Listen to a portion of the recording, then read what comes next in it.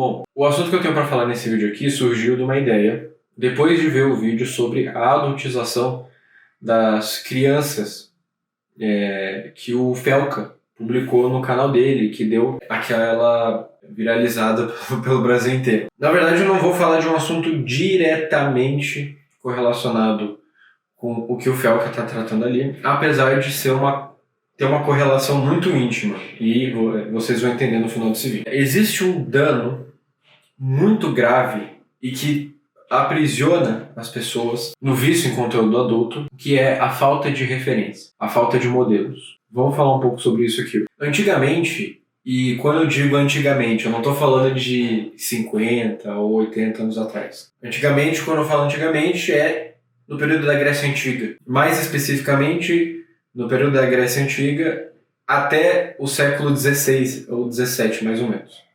O que aconteceu nesse período? Existia um modelo de educação, e que era desenvolvido até então, onde se tinha uma noção mais integral do desenvolvimento humano, do desenvolvimento da pessoa humana, especialmente o cuidado que se tinha que ter em relação aos jovens, em relação a como guiá-los para aquilo que é melhor para eles, como deixar com que eles não sucumbam nos vícios, como educar a inteligência deles para que eles consigam ser livres, que não sejam escravos de nenhum desejo.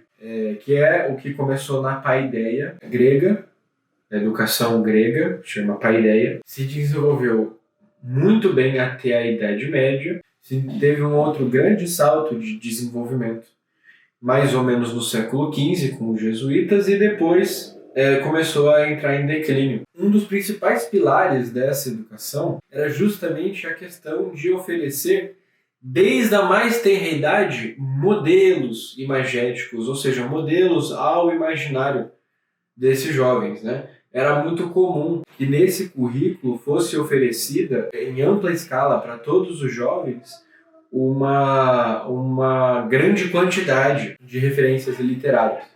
Com referências literárias eu quero dizer histórias, boas histórias, especialmente aqui eu digo histórias de heróis, histórias de modelos para se ter o contato. Na Grécia Antiga era muito comum que os jovens fossem introduzidos à Ilíada, Odisseia, né, algumas peças, e assim vai. E mais para frente isso se tornou um contato mais direto com a educação a partir da Bíblia, das Sagradas Escrituras, que é como a gente vê que a coisa se desenvolve ali na Idade Média, mas sem deixar outros elementos. É como se eles estivessem na Idade Média abandonados, falando, não, esses pagãos aqui, a gente não vai usar nada disso. Não, isso também era integrado. A gente vê que a educação integrava, por exemplo, as fábulas de Êxodo, né? Que vão inspirar depois as fábulas de La Fontaine, por exemplo. E tudo isso, as fábulas, por exemplo, elas serviam como histórias que tinham por trás daquilo ali uma lição moral, né? De tal modo que, desde a mais tenra idade, desde muito pequenininho, a criança tivesse contato com essas histórias e fosse predispondo o imaginário dela, que fosse formando o imaginário dela. E olha, formando o imaginário para quê? Para que, quando a criança chegasse na idade da razão, e a partir dali começasse o amadurecimento da inteligência, ou seja, em torno dos 5 a 7 anos, que é quando a criança entra na idade da razão, e até o final da vida adulta, quando se vai amadurecendo a inteligência, que houvesse um substrato, que houvessem recursos, que houvessem as ferramentas para que aquela criança pudesse desenvolver do melhor modo a sua inteligência. Porque é assim que funciona a antropologia, é assim que funciona a psicologia humana. A nossa inteligência, para ela atuar, ela precisa dos recursos que são captados pelos nossos sentidos e que são armazenados pela nossa memória e especialmente pela nossa imaginação. A imaginação, ela é, digamos assim, esse receptáculo das informações que nós vamos absorvendo, que nós vamos captando do mundo ao nosso redor e que ficam guardadas lá. E que depois a inteligência ela vai como que puxar para fazer a abstração, para entender as coisas como elas são, né? Fato é que, se ao longo da juventude, a criança, o adolescente, ele só vai consumindo conteúdos ruins, a inteligência dele não vai ter bons materiais para trabalhar os recursos para entender o mundo. Vai começar a desenvolver uma visão deturpada de mundo, o que era diferente da educação dada pelos antigos. Os antigos oferecendo o melhor para aquela criança desenvolver a sua inteligência, inclusive não só com a literatura, não só com essas referências, mas com a aritmética, com a gramática, né, com a retórica, até com a astronomia.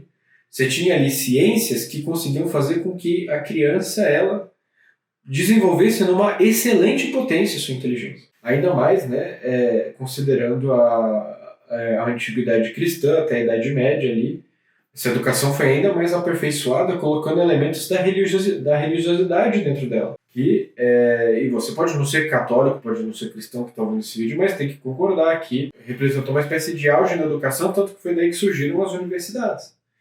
A Universidade de Paris, a Universidade de Polônia e posteriormente as universidades da Inglaterra, depois nos Estados Unidos e assim vai. Isso foi uma espécie de auge, uma espécie de primavera da razão com esse grande desenvolvimento da educação, onde a criança ela tinha todo esse bom repertório sendo formado dentro do imaginário dela.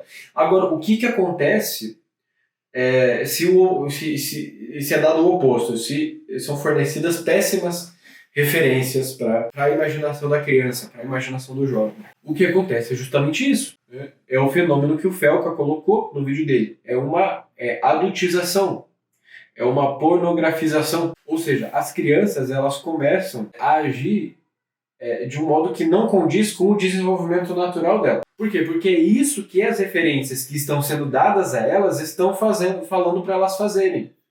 Não, às vezes não falando diretamente, mas é assim que uma criança funciona. A criança recebe uma informação, ela recebe um exemplo humano, por exemplo, ela vê como as pessoas estão agindo, as pessoas que para ela são referência, e ela começa a imitar aquilo. Né? É muito comum um filho de um cozinheiro, um filho de um chefe, querer imitá-lo e começar a querer botar a mão na panela, querer cozinhar alguma coisa, querer quebrar um ovo, querer cortar alguma coisa. Um aluno que admira muito um professor, ele querer se tornar um historiador, se o professor for de história, querer se tornar um linguista, se o professor for um linguista, e assim vai. Então, é o padrão da criança. Né? A criança, ela age conforme aquilo que ela tem de referência no mundo, o jovem também, o adolescente também. E aí a questão é que, se a referência não é dada, e não são esses pedagogos, não é dada pelos pedagogos e não são os pedagogos, melhor dizendo, não é a boa literatura, não são as boas histórias, os bons contos, e também não são o exemplo desses pedagogos, que podem ser pais, professores, enfim. Hoje o que a gente vê é que essas referências, e de um certo aspecto, o pedagogo se tornou o algoritmo dessas redes sociais. Então quem está instruindo, quem está educando, ou melhor, deseducando, o imaginário dessas crianças é justamente o algoritmo dessas redes sociais. Ela que está entregando aquilo que vai entrar dentro do imaginário dessas crianças, dos adolescentes. E aí o fruto não pode ser outro. Essas crianças e adolescentes vão começar a imitar aquilo que o algoritmo está entregando. E imitando o que o algoritmo está entregando, o fruto só pode ser esse. Vão começar a imitar nos gestos, nas danças, coreografias, no jeito de falar, nas gírias, nos comportamentos, e especialmente na visão de mundo. E a gente sabe que hoje em dia, cada vez mais, mas de modo muito grave já atualmente, a visão de mundo é uma visão cada vez mais adultizada, como o Felca falou, ou como eu prefiro falar, pornografizada. É muito comum que o contato precoce com as redes sociais leve as crianças a cada vez mais cedo caírem na pornografia. Justamente por não ter as boas referências desde cedo, que possam incentivá-la a não ir por esse caminho. Porque enquanto as referências antigamente eram, por exemplo, vamos pegar um conto recente, vamos pegar Tolkien, por exemplo. Enquanto a referência, algumas décadas atrás, poderia ser para muitos jovens o Tolkien, o Senhor dos Anéis, o Hobbit e toda a visão que o autor tenta passar com aquelas obras, ou as Crônicas de Nárnia, do C.S. Lewis, que é da mesma época. Hoje em dia, as referências são quase que opostas. É a Anitta, é o Felipe Neto, é o Oruan, que em nada, absolutamente nada, contribui para um desenvolvimento são, para um desenvolvimento psicológico da juventude atual, das próximas gerações. Muito pelo contrário, um jovem que fica consumindo esse tipo de conteúdo, a tendência é que ele possua algum tipo de lesão mental. E isso pode se mostrar numa ansiedade, em comportamentos anormais, em um vício em ficar consumindo esse tipo de conteúdo, uma dependência desse tipo de conteúdo. uma idolatria dessas personalidades. Todos esses são sintomas comuníssimos do jovem e da criança que fica habitualmente consumindo esse tipo de conteúdo. Agora, como remar contra a maré? Como é que a gente desfaz isso e como é que a gente previne as próximas gerações para que isso não aconteça? Ora, o primeiro passo se você que está vendo esse vídeo percebe que de algum modo já padeceu desse problema que a gente relatou aqui e quer resolver isso, né? O primeiro passo é não consumir mais esse tipo de conteúdo. Não consumir mais esse conteúdo superficial, esse conteúdo maléfico. Tenha você 12, 15, 18, 20, 25, 30, 40 anos.